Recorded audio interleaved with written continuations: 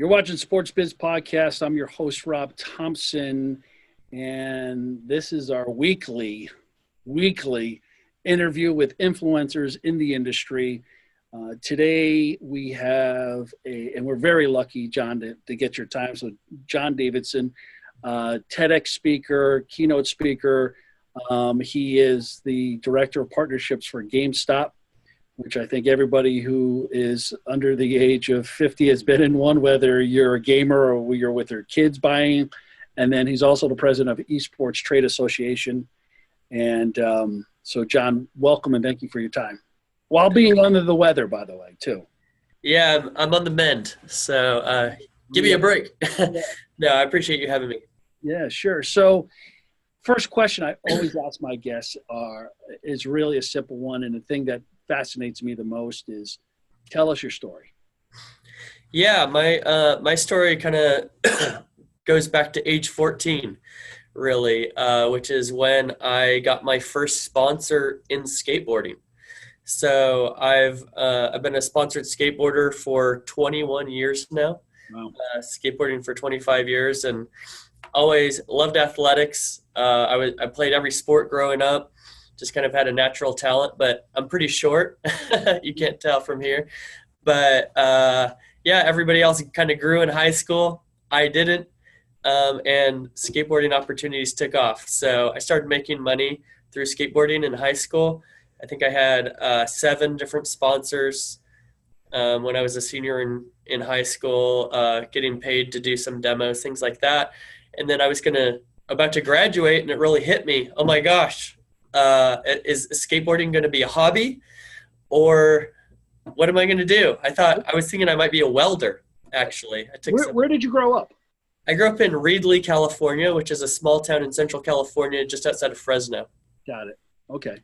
Yeah, so that's where all the fruit in the world comes from. There's not a lot of big business, you would say. Agriculture is the business out there. So I didn't have much experience with offices or big corporations like I work at now. My mom was a school teacher, taught 5th grade, and my dad worked at a factory where they put together machines that made boxes for cereals and stuff like that.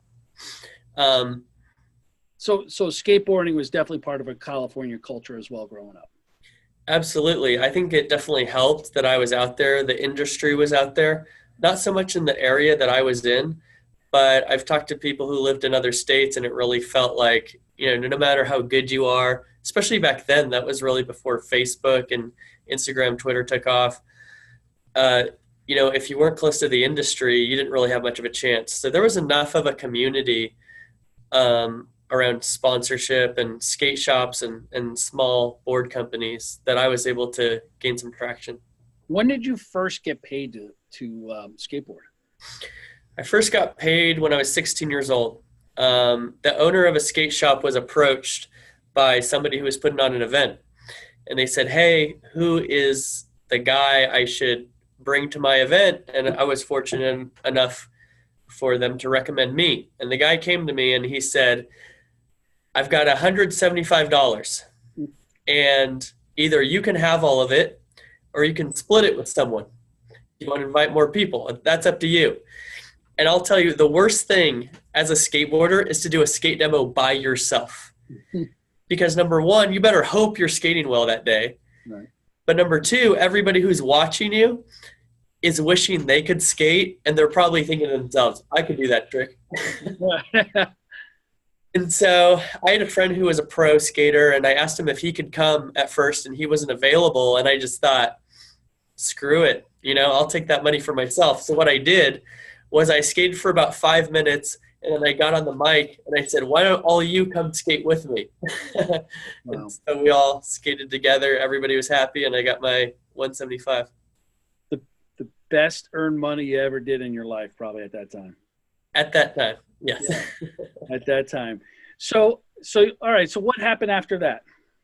So I actually I went to community college. I was kind of messing around, failing some classes that I shouldn't have been failing, and I got a letter from a skateboard company, and it came through the skate shop I skated for, and they had a contest. Enter your video.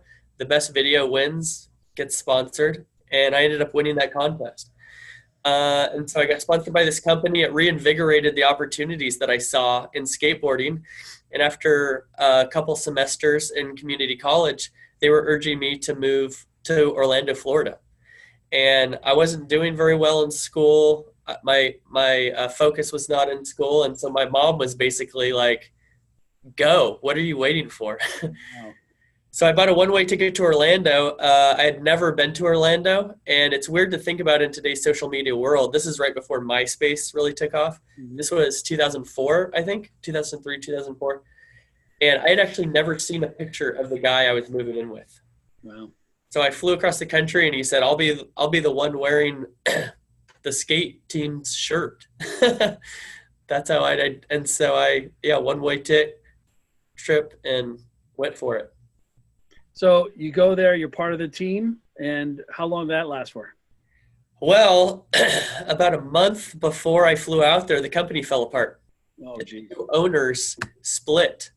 And one thing that's a big pet peeve for me, I hate when people say they're going to do stuff that they don't do, So I've never wanted to be that guy that said, I'm going to do this, I'm going to do this. I want to tell you what I've done, not what I will do, right?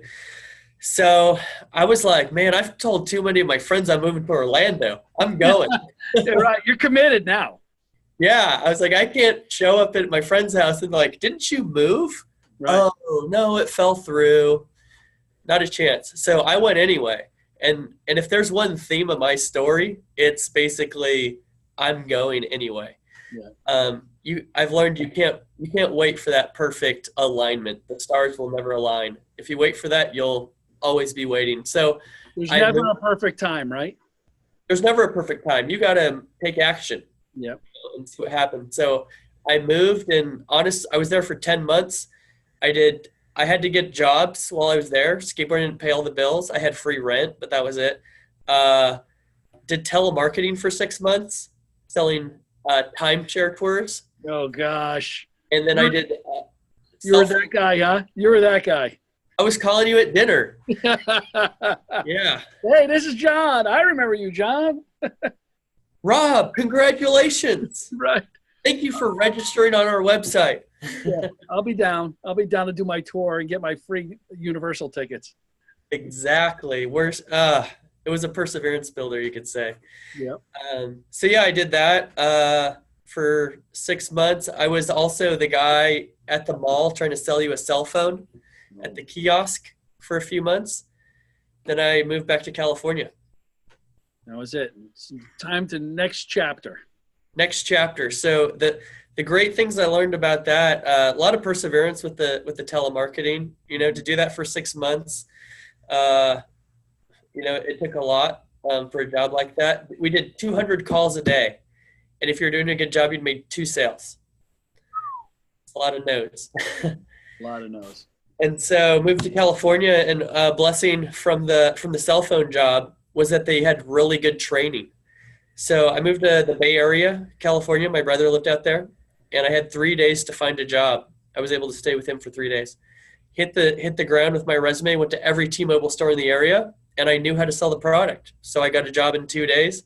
I ended up managing 2 stores within 6 months. And then I went on a trip to Mexico, a skateboard trip to Mexico. It always starts with, I went on a trip to, I'm buckling in for this story. Well, I really wanted to go to this trip to Mexico, but my employer didn't want to let me go. Yeah. And I'm 22, I think I'm invincible, and I can't see too far down the road. So I quit my job so I could go. And when I came back, I needed a job. So I ended up selling Kirby vacuums door to door. Wow. Talk about another perseverance builder. Yeah. But I only had to do that for a couple months because I was accepted onto a tour. It was a tour that was going to be nationwide, and they were doing it for 2 months long. And so I didn't have a lot. I didn't have a lot to leave behind, so I sold my 92 Honda Civic with, I think, 180,000 miles on it, barely running. Got rid of my apartment, took a one-way ticket to Boise, Idaho, which is where the tour started, and the first day I got there, they said, "Good news, John. We got more funding. We got more tour dates. You're going to be on tour for 6 months." Wow. And I said, "Perfect. I have nowhere to be." So yeah, vans, hotels, crowds. It was a surreal experience. I would say there's anything that I would do differently is I would have enjoyed it longer. Yeah. What do you mean by that? Was it anxiety thinking about the next thing? Not at all. I'm very much a fly by the seat of my pants kind of Obviously. let's go. But I thought I was going to do that for 10 years. Wow. And I was just looking ahead. I didn't really enjoy those specific moments. I was so busy looking ahead that I wasn't looking at the present moment. Mm-hmm. And before I knew it, 6 months went by. I had a really bad ankle injury. I broke my ankle, had to have surgery on it and everything. Still bothers me to this day. And I ended up moving to Washington, D.C. And a girl I knew, a friend of mine, she said, I was like, what am I going to do? You know, I've had these terrible jobs. I don't know what I want to do. I really have no direction. She said, go to a temp agency. And I said, what's a temp agency? And so she told me, you know, they'll place you at an office job, not usually 9 to 5, weekends off. And with the jobs that I had at that point, I was like, what is this paradise that you speak of? Right. Right. So I was like, I'm not knocking on doors. I'm not calling people who don't want to talk to me. This sounds amazing. Tell me more about this. So, and this is a really cool story. I mean, I don't believe in coincidences. And so I really believe that this was something that it really set me in motion. And so I went to this temp agency and I did my tests. I can type pretty quickly and all that stuff. Signed my paperwork. They said, John, we'll have a job. We'll call you in 3 to 5 days. I was a little bit bummed. I didn't know how it worked. I thought I'd have a job starting the next day. So I could hear these 4 women in the middle of this office calling people, offering them jobs. And it sounded like someone on one of those calls on the other line didn't want the job. And I could hear that as I was walking out. I'm literally opening the glass door to walk out, and this woman runs after me. She grabs me on the shoulder and says, John, do you want a job starting tomorrow? And I said, yes. I don't care what it is. And she said, well, it's called Beers and Cutler. And I thought, alcohol and knives. I'm in. Turned out it was a tax firm, and it was founded by Jim Beers and John Cutler. False advertising, if you ask me. Right. But they said, you know, dress business casual, do what they tell you to do, work hard. And so I went there, and it was kind of bottom of the barrel stuff. You know, I was delivering mail. I was cleaning out. I wasn't meeting in meeting rooms. I was cleaning them out after people met in them. Mm-hmm. I was refilling, you know, the stock in the kitchen. I was covering the receptionist's lunch hour. But, you know, I believe, you know, we're all supposed to do everything by the best of our ability, regardless of what we're doing. It's not always pretty and it's not always fun. Mm-hmm. But so that's what I did. I worked hard, and people liked me. And it turned out that this place was one of the top 50 best places to work in DC, one of the top 25 best managed firms in the United States, and the fastest growing independent tax firm in the country. And they hired me on full time. And so I learned from that place. I learned at Beers and Cutler that it's not so much what you're doing as much as who you're doing it with. Mm-hmm. And I learned that an office job could be a positive experience. And that was the catalyst to encourage me to go back to school and pursue a marketing education, because it showed me that a business job could be a positive thing.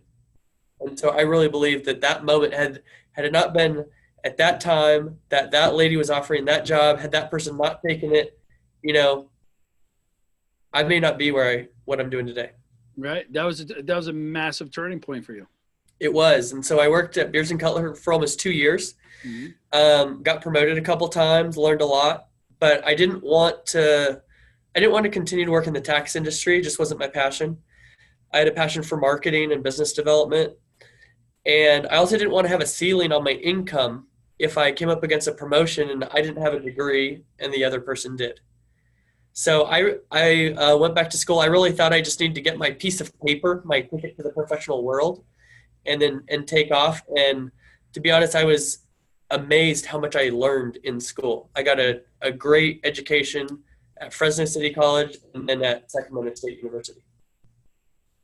So what happened after that? So now you got your degree. Are you back in California? I'm back in California. I'm in Sacramento. I'm at I have 1 year to go. And a friend of mine from Washington, D.C., he had moved to Dallas 2 months before I went back to school. We used to skate together all the time. And so this individual, he was a tremendous artist, graphic design and animation. And we used to talk all the time on the phone just about basketball and skateboarding. Those are the two things we had in common. But like guys, that's all we talk about. I don't know your kid's name. Right. I don't know anything else you're doing. But I will tell you, I learned this new trick today. And did you see LeBron's dunk last night? Right. And so he called me one day when I was doing my homework. And he said, "What are you studying in school?" I think his sister studied French or something like that, which, not putting anybody down, but it's hard to get a job if you majored in French, And I said, marketing, pretty essential to business, so I like my chances. And he said, "Wow, we might work together one day." And at that time, I had no vision. I was like, I guess I'll work for an agency and we'll hire you. That seems random. Mm-hmm. Well, he had a bigger vision. He was actually at that point thinking of going freelance. He was making more of his money, the majority of his money at night than he was during the day with his regular job. Very talented individual. Mm-hmm. And from that day forward, the last year of my college career, every single night, I would get on the phone with this guy and we would talk for hours about what I learned in school that day and how it applied to his business. And it really benefited both of us. It gave him essentially free consulting, if you will, because I'm telling him directly, this is what we learned, this is this, that, and the other. And for me, it really gave me a light at the end of the tunnel to go towards. College is it's a huge accomplishment to graduate from college. I was working multiple jobs, working my way through school, and I took 6 classes my last semester because I had planned for 5, and then I realized I had one additional requirement, and I said, man, I can do anything for 3 months. Right. So, and that last semester I got the highest grade in my college career with 5 A's and 1 B. So it really gave me a light at the end of the tunnel. And so a month after I graduated from college, I moved here to Dallas. We started a design and animation studio at my friend's house out of his spare bedroom. Was there for 1 year. Then we expanded it into a studio, grew it to a team of 7. Wanted to keep it very boutique to keep overhead low, but also to be selective with the work that we did. And then I had an opportunity to join the marketing arm in Dallas, which is a global agency. Mm-hmm. I joined the marketing arm as a producer. I always wanted to get much more into marketing. What I was doing at the design studio, while I loved it, it was a great opportunity, got to do a lot of cool stuff. It was more production and the design side of advertising. It wasn't so much marketing and business development. So my idea was, if I could get my foot in the door at the marketing arm as a producer with experience I had, I could convince people to give me a marketing job, because oh, John's got ideas, right. Look at him. So I had some different ideas about a certain department I wanted to get them to open up for me to lead while I was there. But before I got too far down that road, the GameStop team came along. So the GameStop is a client of the marketing arm. And so I was originally approached with a project management role, which I wasn't excited about, but I'm not one to turn down opportunity and see where that leads. So they were working through a new retainer, and a partnership role came came about, and they said, John, would you love to do this? And I said, man, that looks exactly what I would like to do. That kind of combined my sales experience with, kind of the vision I have. With my mind kind of works like a Venn diagram of how people can connect and mutually benefit each other. And I said, I think that would work really well. And so I was only an employee of the marketing arm on the GameStop team for maybe a month, maybe 3 weeks, and then GameStop just hired me on full time. And my first day, fully aboard at GameStop, they said, we want you to figure out esports for us. And that has really done a lot for me. As vibrant as esports is, as fast as it's grown, and a lot of my background worked very well with understanding the audience, and I'm very thankful for that. And so that's helped me be able to really learn the space and be able to connect people to it and make sense of a space that a lot of people don't really understand. The amazing thing about your story is, I don't know if it is a little bit, it definitely is non-traditional, Yeah, especially growing up with a mom that was a teacher, sure. and, probably you have that, I call it pirate blood, you have that adventure blood in you, you Yeah. know, right? So Concrete for fun. exactly. I spent, majority of my career, 25 years in the industry, never home, Yeah. lived in multiple cities with a Yeah. wife and children. Mhm. And I just said, there's a certain DNA in people that the adventure of life and the fact, if you really, really enjoy people, Yeah. right? Right. And you really enjoy that excitement of being in a different place and starting over. And Yeah. I never, and you probably feel the same way. The routine of eating out and going to the same restaurant, the same bars, going to the same little league with the kids I grew up with, that had no appeal to me at all. Right. Right. So I Absolutely. look, right. You feel that way? Yeah, I feel that way very strongly. I mean, I really care a lot about people. I love connecting with people.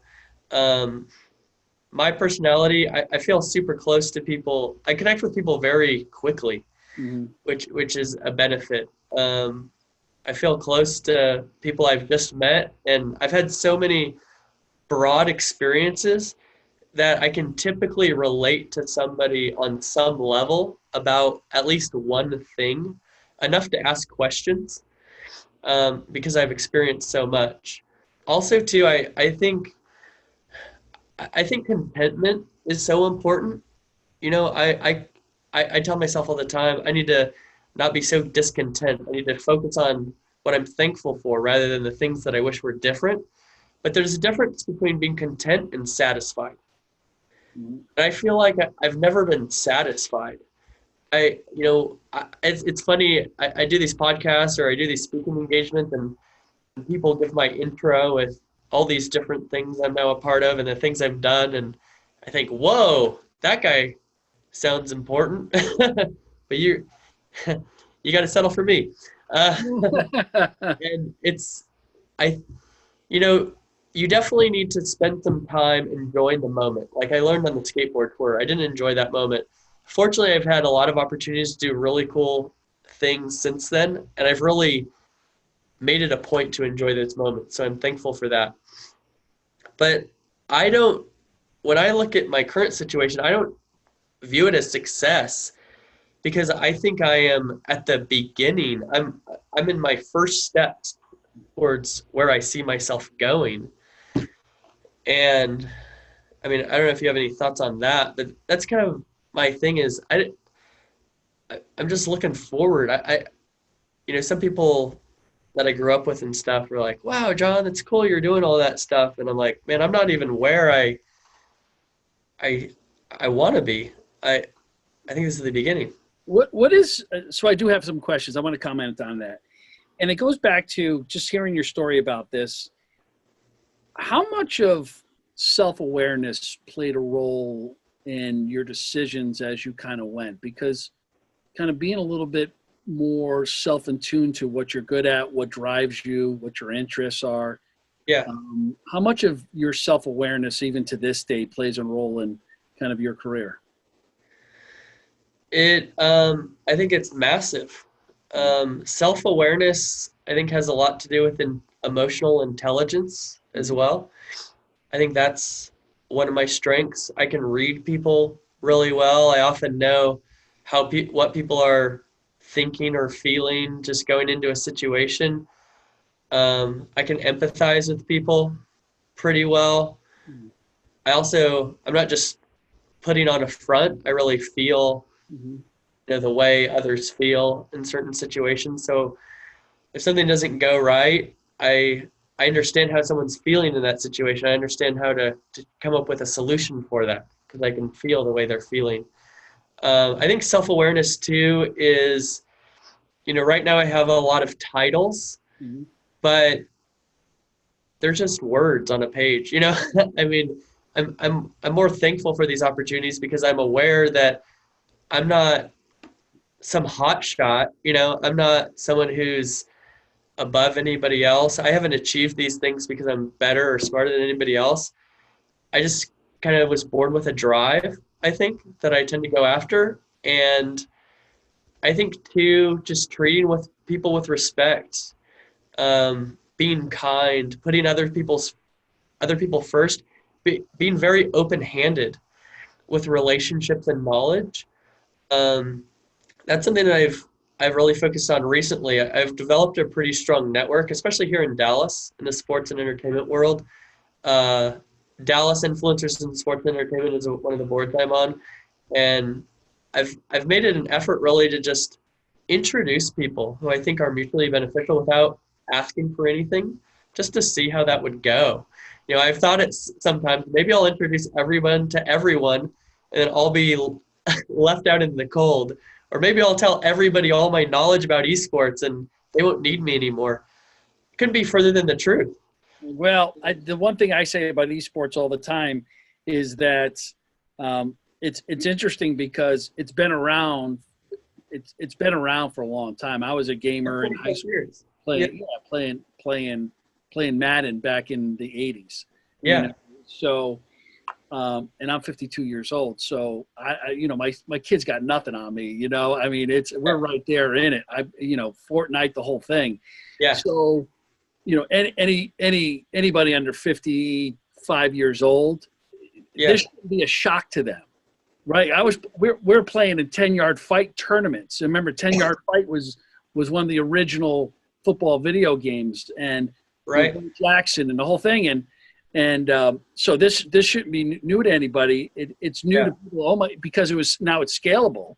But I remember back in and it wasn't that long ago, I partnered with FYE, and FYE brought in Nintendo Wii, and then we had a Madden tournament. It's called the Gamers Challenge, and we did it on a national scale. And this was probably 15 years ago, but we couldn't scale it because everybody had to be there playing. Right. But so I guess my long-winded point is, it's hard to say anybody's an expert in esports right now because technically the global scale of it hasn't been around long enough. I agree with you. Right?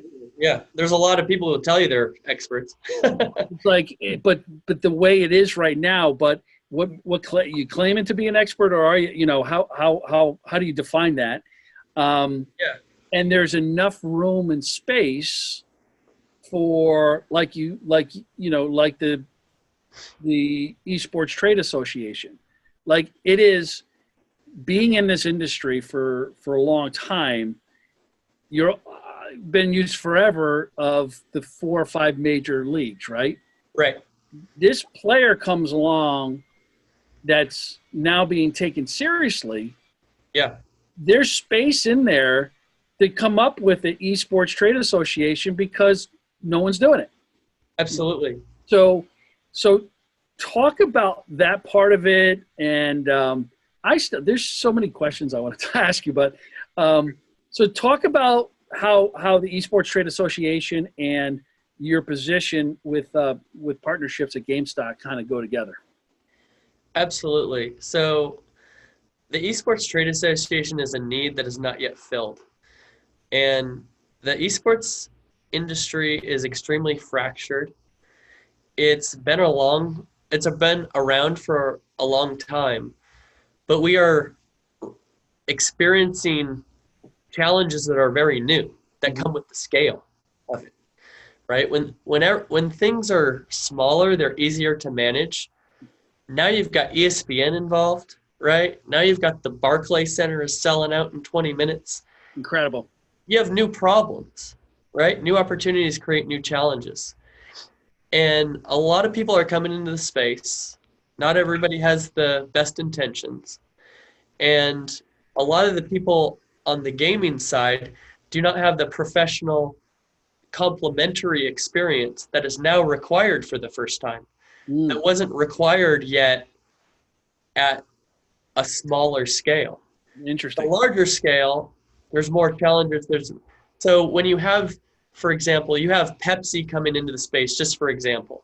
Let's say Mountain Dew Game Fuel, since they are an actual player in the space. Pepsi owns Mountain Dew. So let's say PepsiCo. PepsiCo is now in the space.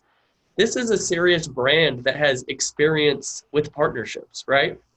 On a global scale. They're sponsoring traditional sports left and right. They know that they've got massive agencies who can tell you what the value of a sponsorship is and all these things.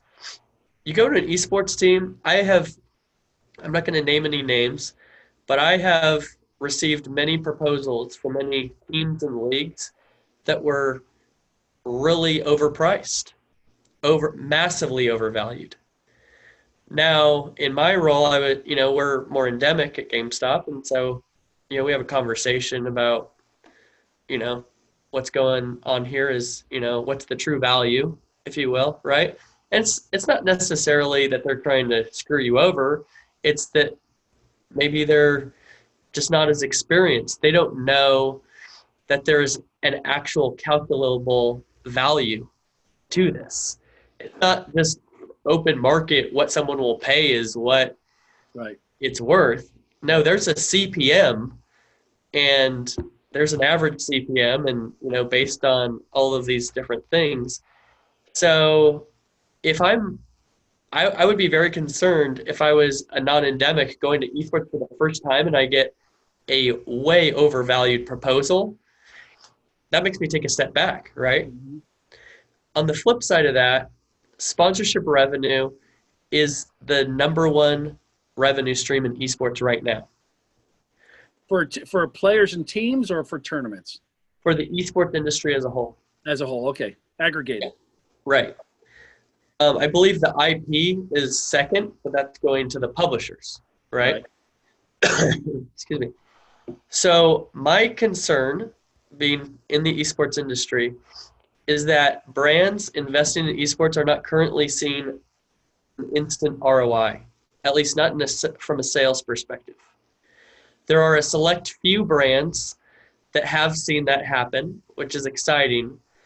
But this is a complex space, and sales is not always going to be your number one indicator. It shouldn't be your only KPI, or maybe not your number one KPI. Mm-hmm.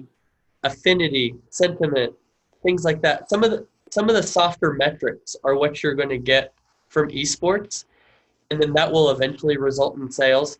But you're not going to put your name on a flyer and then you're going to sell more beverages, for example. It's a longer play relationship. It's a longer play. And if you do it the right way, you will benefit from it. Mm-hmm. But my concern, and this is why I think the Esports Trade Association is so needed, is CMOs are typically only at brands 3 years, maybe 5. Yeah. I'm a CMO, and I've invested significant dollars into esports, and after 2 years, I haven't seen a financial ROI. And my board and my shareholders are asking why I have millions of dollars there. I'm putting my money where in my 20-year career, not me, but this CMO figure that I'm pretending to be. Any CMO has had a role where they have found where they've gotten ROI. Yeah. They will take that money out of esports and put it where they've gotten it before. Yeah. They might be wrong or they might be right. And so we need to help. The first and foremost goal of the Esports Trade Association is to keep esports pure to keep it by and for gamers. That's number one. There is no power grab here. And the reason why I am part of the Esports Trade Association, I didn't start it. I came aboard and I was voted to be the president by the board members. But the reason why I wanted to be part of it, it's not a self-serving organization. I've seen other things where it's like, yeah, everybody on the board is, part of a team or a league or something like that, where it's all, how those things work. Yep. It's not the case in this situation. And part of the reason why I'm the president, other than the beauty contest that we had. That's obvious. That's obvious. Yeah. Is that GameStop is very agnostic in gaming. Yeah. We celebrate and we support everyone in gaming. We don't pick winners and losers either. Yeah, that makes sense. So by me being the president, it didn't create any conflicts of interest there. I'll give you another example on how ESTA, Esports Trade Association, can add value. I always say the esports calendar is an oxymoron, which is the issue is planning. Yeah. The location for the Super Bowl in 3 or 4 years is already planned. Yeah. There are championships 3 or 4 months out that are not planned in esports. You understand the money you are burning as a result of just not planning very far out? Yeah, additionally, there are revenue streams you could be creating. Like you could be making money on your hotel rooms by booking way out in advance, things like that, right? Oh, yeah, bidding fees, the whole thing. Yeah. Yeah, so a lot of it is best practices. And so the way that we strive to accomplish these things, our big thing is going to be an annual conference. And so we're targeting Q3 right now. We're in the midst of determining which city we're going to be in. But the differentiator between our conference and other conferences is that most esports conferences, all the panels are the esports experts, if there are any, right? The experienced esports professionals, you could call them. And the audience are people who know nothing about esports. And it's kind of the same thing. That's not putting anybody down. That's a lot of conferences. Mm-hmm. Our conference is going to be panels of the complementary experts. And the audience is going to be the esports industry. So we're going to invite teams and leagues to be the audience of this conference. And we're going to invite professionals who are professionals in partnerships from agencies and top brands, event planners, marketers, broadcasters, videographers, things like this. I'll give you another example. I was at the Big 12 Athletics Forum months ago. And I struck up a conversation with the videographer. I was talking about ESTA. And he said, this guy's been doing videography for the Mavs and the Stars for about 20 years. And he said, John, I've been watching these esports tournaments, and I can't tell you how many things they could so easily do that would make the broadcast so much more engaging. They're just not doing it because they don't know to do it. Because I learned this over 20 years of experience, and they've been doing it for 5 years, for example, right? And so, once again, it's not to put anyone down, but there's simply no substitute for experience. And so this is also mutually beneficial because we want to because the inexperienced gamers know gaming, and that's so important. They know the audience. Mm-hmm. The experienced professionals do not know gaming because they're not gamers. Mm-hmm. And so if we can bring both together to learn from each other, that's a win. John, anybody asked me about esports, I tell them the same thing. And it was very educational for me as well. Yep. And I've run gaming tournaments before, but I said, watch, and I don't claim to be an expert at all. It was one tournament. Sure. And it was in a college gym, by the way. I said, watch, have you ever seen a Netflix special, 7 Days? Yes. Yep. I said, watch 7 Days on the gaming and how that process worked. And that was a very good example of the industry. Right. Yeah, absolutely. It's a great documentary. I recommend that to everybody. Yeah. 7 Days. It was great. And some of the other shows that are 7 days are pretty cool too. But an excellent one. So All right, so I got it. I think I didn't know that about the association, and I think it's brilliant. I do. I think it's brilliant. I'm proud to be a part of it. And the company that is managing the board is the Van Petten Group, and they have done this before. They did this in the fantasy sports world. So they started. They're no longer associated, but they started and ran the Fantasy Sports Trade Association, FSTA. And so the people who are running this board, they have experience doing this in another space. Is this going to be a membership-based program? Yes. I gotcha. So that's man, it's such an exciting time. We were just talking about the other day. I said, I feel so blessed that and grateful that we're in such a unique time in the world that has seen the digital. We're living through the digital revolution. Yep. Right? And we're also living through, well, so many good and bad, but staying on the good is that, and especially if you're in the sports and entertainment industry, an entire new sport birth happening in front of us. It's an entirely new competitive landscape. And it's taking, I just see it at our university here, how many kids we have in our esports club. And I see everybody jockeying for position to kind of figure out how do we now, offer esports as a major? How do we integrate it into our computer science program? Like it is a part of a conversation on that. Those who get there first and do it the best are going to win. And I think there's a couple schools ahead of that. But so you're in a good spot right now, my man, to plant that stake in the ground. So it's interesting to see. Thank you. I mean, I've benefited from a lot of people giving me an opportunity, and one of my favorite quotes is, luck is when preparation meets opportunity. Yeah. And I like to say success is when luck meets perseverance. So true. Because you can get that opportunity, but it's not always easy. I've drank from the fire hose more times than I can count, and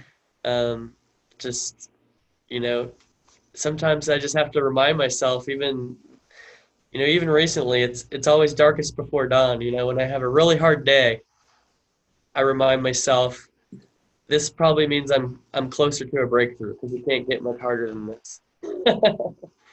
Honestly, I mean, the thing about, from selling cell phones to vacuum cleaners door to door, which has to be probably the hardest thing ever, right? That's like something they did in the 50s. Pretty close. Yeah, I don't, there's a few things I haven't done, so I don't want to say it's the hardest, but I wasn't laying bricks. Right. But this side of hard labor, Yeah. Hey, just dragging a vacuum down the street's hard labor for me now. There you go. That's right. To telemarketing, to starting off in a tax office. Yeah. To kind of following your gut, following your feelings, saying yes, right? Yeah. Say yes and figure it out. And that just led you on the path of where you are today. And no one could have mapped this out for you, when you were 16, 17 years old. And I think most of our careers, that happens that way too. Very little of it is ever planned. Yeah, I got, before I went back to school, but I was planning to, I got some of the best career advice from someone I used to work with at the tax firm. And he said, John, don't even worry about what you're going to do after school. Just go back to school. He said, your interests will change. Opportunities that you're not aware of yet, that you don't have yet, will arrive. Just go to school. Just get on the path and enjoy the adventure, and jump when opportunity arises. But you don't have to plan out the rest of your life. And so I very much did that. Before I had that call with that friend of mine about the design studio, I really had no clue what I was going to do 1 year later when I was going to graduate. I thought I'll be in Sacramento. Someone will probably offer me a job through the connections I have through church or something like that, or I'll start applying at agencies, and I got a surprise, and but I jumped for it. I think if I would give myself credit for anything at all, it would only be pursue the willingness to pursue opportunity, Mhm. to just go for it, to pursue the adventure. You look at my story so many times. I mean, there was at one point I had moved 7 times in 9 years, 5 times cross country. And you look at that, and it's not easy. A lot of it's lonely and hard and difficult, and a lot of it's fun too. But if I would give myself credit for anything, it would be just the courage to go for it and to jump, not worry about what you land, but to jump. You're going to seize opportunity. You have to go for the opportunity. If you wait for everything to work out, you're going to wake up one day still waiting, wondering what you missed. So if I would encourage young people to do anything, especially when you're young, tomorrow is my birthday. Actually, I turn 36 tomorrow. Awesome. So I'm still relatively young, but I'm getting up there. I feel old. I'm a 36-year-old skateboarder. I feel Right. really old. But I'm only recently getting some real bills. I didn't realize when I was 22, 24, 27 that I had no bills at all comparatively, right? And so I would really encourage young people in college, after college, go for it. Don't even worry about these high paying gigs. Experience, if you get experience more now, you will get that spike in your income sooner than later. If you just worry about how much money you're going to make, you're just going to be stuck in some job that you hate. Mhm. And you're going to think, how can I make this much money doing something else? Now I've got to change up my situation, change up my experience. So I don't want to ramble too much, but long story short, go for it. Yes. I love that advice. That's very Gary V of you to give that build your life resume advice. I love it. Yeah, Yeah, there's nothing will ever replace it. You have a very small window in your life to take these chances and risks, and the probably younger you are. yeah, you probably didn't know it at the time, but you're probably doing everything that people are preaching about today. Right. So you're a true testament to your word. And so how do they find out more information about the association? Yeah, so you can go to esportsta.org. Mhm. That's esportsta.org. All the information is there on the site. There's also links on that site to our Twitter, Facebook, LinkedIn, and Instagram. Please feel free to connect with me on LinkedIn if you'd like. Just type in John Davidson GameStop. There's a picture of a guy talking on the stage. That's probably me. And then on Twitter, I'm at John Davidson, but it is zeros instead of O's. So J0HN, DAVIDS0N. You can follow me on there. And, you probably know all of GameStop's social channels. We had some exciting esports announcements just recently, so we're rolling all that out. I saw that. Any and all support is greatly appreciated.